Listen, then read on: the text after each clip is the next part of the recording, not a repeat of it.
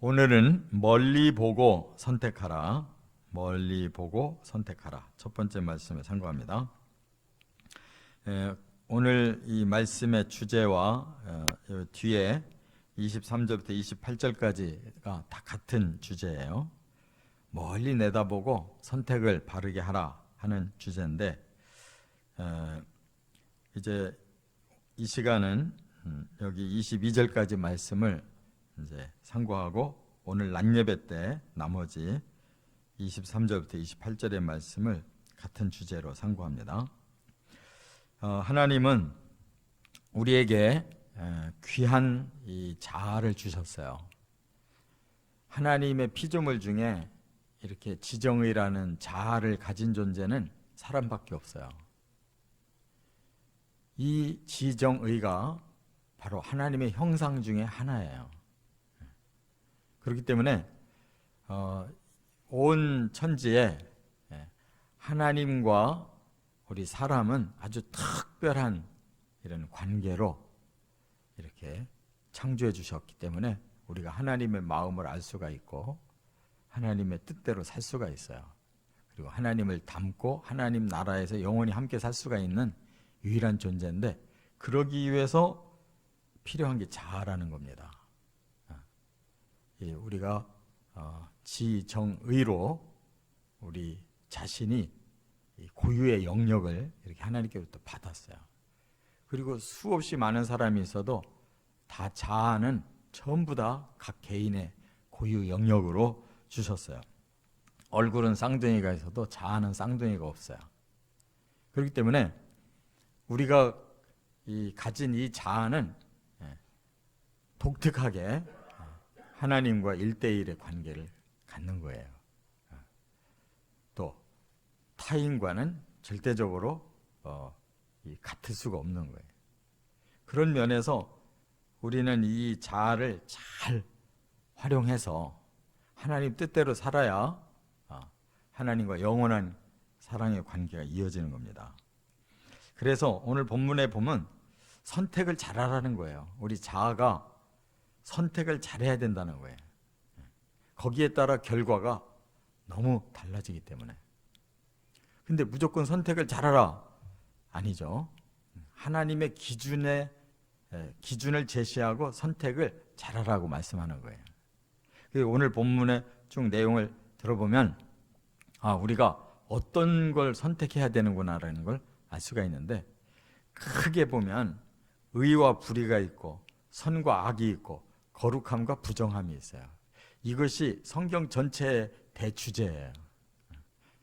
하나님은 의로운데 사탄은 불의하고, 하나님은 선하신데 사탄은 악하고, 하나님은 거룩하신데 사탄은 부정하고, 이 정반대의 이렇게 하나님과 그 하나님을 대적하는 악한 사탄 사이에 우리가 있어요. 그렇기 때문에 우리가 의를 선택할 수도 있고 불의를 선택할 수도 있고, 선을 선택할 수도 있고 악을 선택할 수도 있고, 또 거룩을 선택할 수도 있고 부정함을 선택할 수가 있다 그 말이에요.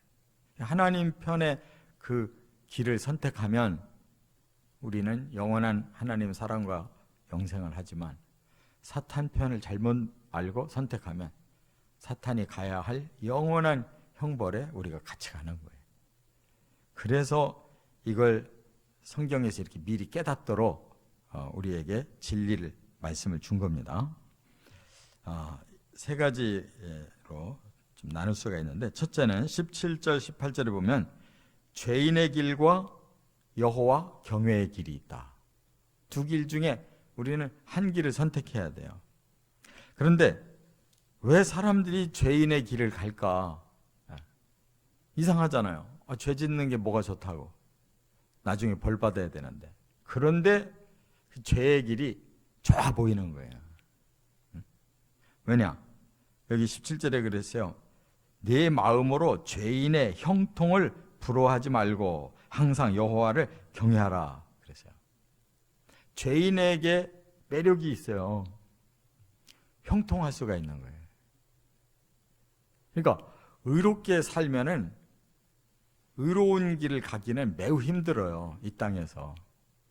사탄이 지배하고 사람의 마음에 악한 이러한 본성이 있는 한 그것이 마치 지름길 같고 그것이 빨리 복받는 길 같고 그게 좋은 길 같고 막 이렇게 사람들에게는 이렇게 혼동이 되어 있는 상태이기 때문에 우선 딱 우리 자아가 뭘 느끼냐면 형통하게 사는 걸 바로 좋게 느낀단 말이에요. 저렇게 지름길이 있는데 저렇게 잘 되는데 그 길로 가야지 하고 선택하고 싶단 말이에요. 근데 문제는 죄의 길이에요. 죄의 길. 그 길로 가면 죄인이 되는 거예요. 그래서 성경은 그렇게 말씀하는 거예요. 그 정체를 알아야 된다는 거예요. 그 형통함이 어디서 왔는가를 알아야 된다는 거예요. 하나님이 주신 게 아닌 거예요. 이거는 악한 사탄이 사람을 미혹해서 일시 아주 형통해 보이도록 이렇게 미끼를 던지는 거예요. 그 길은 계속하면 형통이 아니라 죄인이기 때문에 형벌받는 길인데 사탄은 꼭 그렇게 사람의 마음을 악한 본성을 부채질해 가지고 잠시 형통함을 보면 그 길이 뭐 자기가 가야 될 길인 것처럼 이렇게 느낀단 말이에요. 그걸 부러워하지 마라. 이 말은 분별을 할 줄 알아야 된다. 그 형통이 어디서 왔는지 그리고 그 길을 가게 되면 바로 죄인이 된다는 사실 이런 거를 깨달으면 부러워할 일이 아니라 경계할 일이라 그 말이에요. 그렇기 때문에 여호와를 경외하는 길을 가라는 거예요. 하나님은 항상 의로운 길을 가라 그러지 불의한 길을 가라고 하지 않잖아요. 의로운 길에는 당장 걸림돌이 있어요. 세상은 불의한 세상이고 사탄이 이 땅에 임금 노릇을 하고 이 땅에 신 노릇을 하는 세상 속에 우리가 의를 지키려면 굉장히 힘든 거예요. 정직하게 살려면 아주 힘든 거예요. 그래서 우리가 사탄의 미끼에 속아가지고 죄를 짓고 형통한 것도 우리가 괜찮다 이렇게 생각하게 만드는 것입니다. 그렇기 때문에 이거를 분석할 줄 아는 영적인 힘이 있어야 되는데 그게 바로 하나님이 주시는 진리를 통해 지혜가 터득되고 또 그 지혜와 더불어 명철함을 주시고 이와 같은 지식을 통해서 우리는 하나님의 뜻을 분별할 수가 있다 그 말이에요. 그 다음에 여기 18절에 뭐라고 그랬어요? 정령이 내 장래가 있겠고 내 소망이 끊어지지 아니하리라. 이거는 죄인의 형통한 길을 가서가 아니라 그걸 끊어내고 그걸 극복하고 여호와 경외의 길을 가는 자에게는 지금은 잘 안 되고 힘들고 좀 어려워도 장래가 있다는 거예요. 미래는 바로 여호와 경외의 길을 가는 사람에게 주어진다. 소망이 결국 이루어질 수 있는 길은 바로 그 길이다. 그러니까 멀리까지 내다봐야 되는 거예요. 장래를 내다봐야 되고 저 소망, 먼 후일에 있을 소망이 과연 어느 길을 가야 이루어지는가 먼 길을 내다본 다음에 결정해야 된다 그거예요.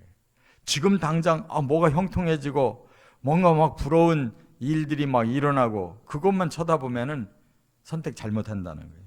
그게 죄의 길을 간다는 거예요. 그 다음에 여기 19절에 보니까 뭐라고 그랬어요? 18절에 정령이라는 단어는 반드시라는 뜻이에요.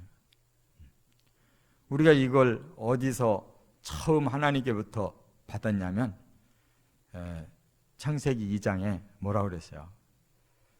동산 중앙에 생명나무도 있고 선악을 알게 하는 나무도 있다 하면서 이 과일을 먹고 살되 반드시 이 선악과만큼은 먹으면 안 된다.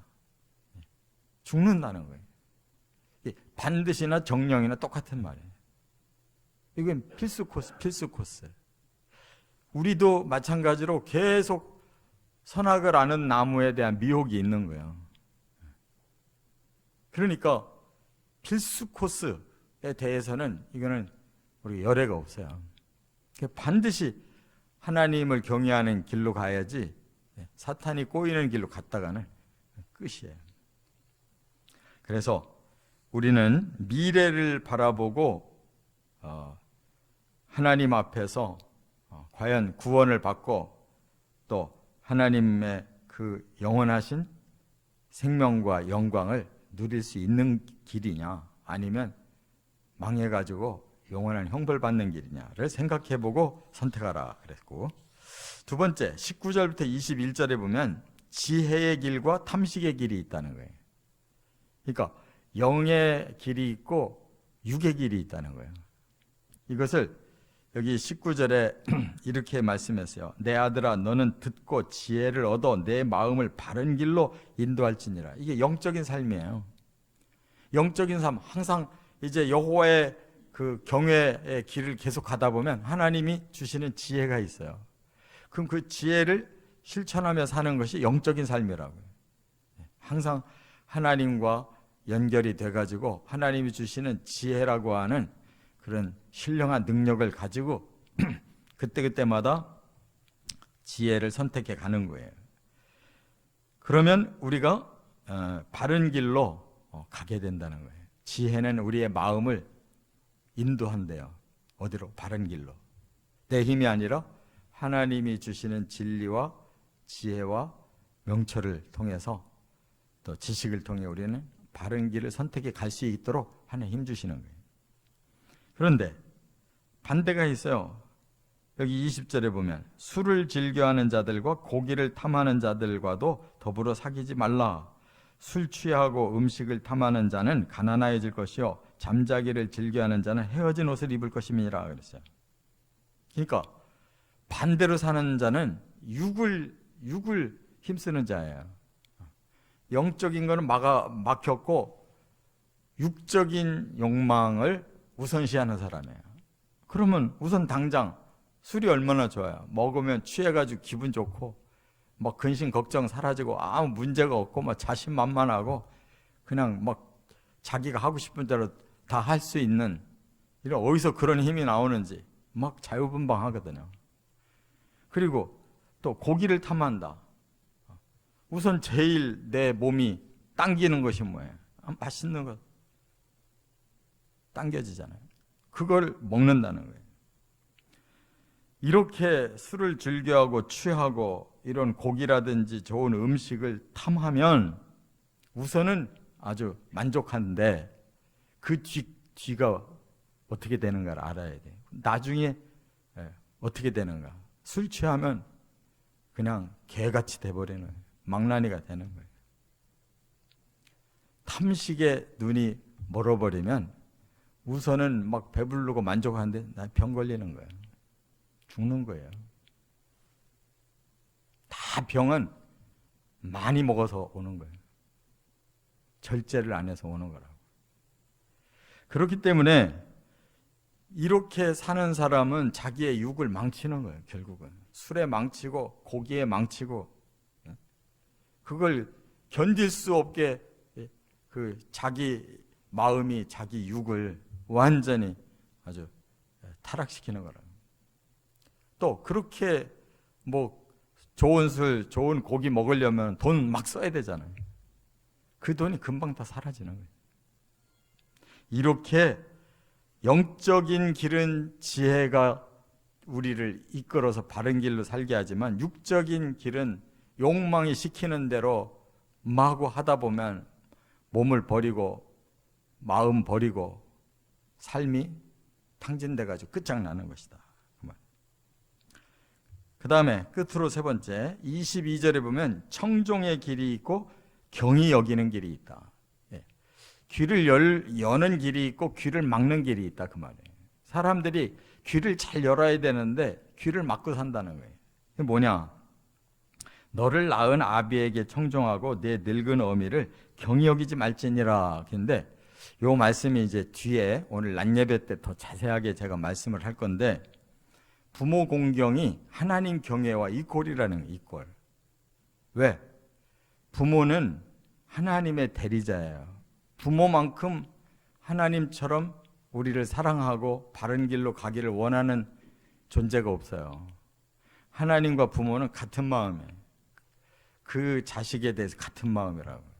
그러니까 하나님 잘 믿으려면 부모를 잘 공경하고 부모의 말을 청종해. 어려서부터 청종하고 잘 순종하면 바른 사람이 되는데, 이 어려서부터 이 어긋나 있는 사람들, 아주 거역을 잘하는 사람들, 그러면 결국 부모를 함부로 여기고 부모 말을 거역하는 그 삐뚤어진 그런 성품은 하나님 앞으로 올 수가 없어요. 점점 멀어지는 거예요. 그렇기 때문에 부모 말을 청종해야 하나님 말씀도 청종하고, 부모를 공경해야 하나님도 경외할 수가 있는 거예요. 그게 같은 맥이란 말이에요. 그렇기 때문에 부모를 경히 여긴다. 부모 말에 귀를 막는다. 부모에 대해서 공경하는 마음이 전혀 없이 그냥 함부로 한다. 그런 삐뚤어진 인격으로는 하나님 섬길 수가 없어요. 그래서 여기 부모라고 지칭한 것이 꼭 자기를 태어나게 한 부모만 얘기하는 게 아니에요. 영적인 부모도 있잖아요. 스승들이 왜 필요하냐면 바로 하나님의 대리자로 가르치라고 스승을 뒀잖아요. 그 영적인 스승을 업신 여기는 사람들, 귀를 막는 사람들, 들을 것이 뭐냐고. 맨 세상 것만 듣지. 영적인 스승의 그 말은 하나님의 말씀을 전하는데 그 말에 청종하지 않고 그가 뭘 배우겠냐고. 신앙생활을 보면 알아요. 아, 저 사람이 하나님을 경외하는 사람이구나. 그건 하나님의 종들이 보면, 태도를 보면 알 수가 있는 거예요. 아, 저 사람이 말씀을 듣는구나. 말씀을 닫고 사는구나. 자기 중심이 돼서 자기 생각으로 사는 사람이 있어요. 신앙생활 잘한다고 하는데 하나도 잘하는 게 아니에요. 자기 기준으로 막 열심은 내는데 하나님의 말씀이 아니면 소용없는 거예요. 그래서 우리는 육적인 부모든 영적인 부모든 그 하나님의 뜻을, 그 하나님의 사랑의 마음을 가지고 가르치고 전해줄 때 그걸 청종하는 사람이 결국은 멀리 보고 가는 거예요. 이와 같이 오늘 본문에 우리는 가야 할 길이 있고 가지 말아야 할 길이 분명히 있다는 거. 죄인의 길은 가지 말아야 되고, 탐식하는 육의 길은 가지 말아야 되고, 하나님의 그 말씀과 그 질서에 대해서 경히 여기는 길을 가지 말아야 된다는 거 꼭 기억하시고 멀리 보고 바른 것을 선택하며 살아가시기를 주의 이름으로 축원합니다.